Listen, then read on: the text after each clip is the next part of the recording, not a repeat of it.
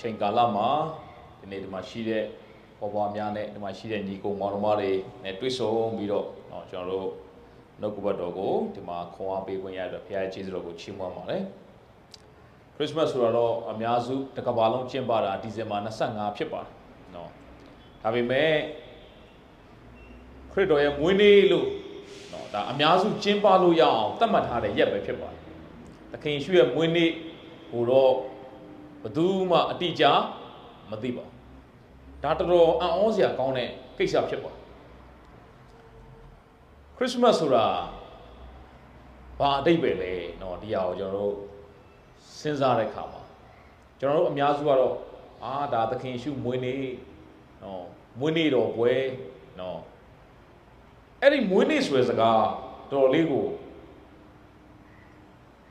ဓမ္မသဘောနဲ့ပြောမယ်ဆိုတော့တော်တော်ခက်ခဲတဲ့သဘောပဲနော်ဘာကြောင့်လဲဆိုရင်သခင်ယေရှုဟာ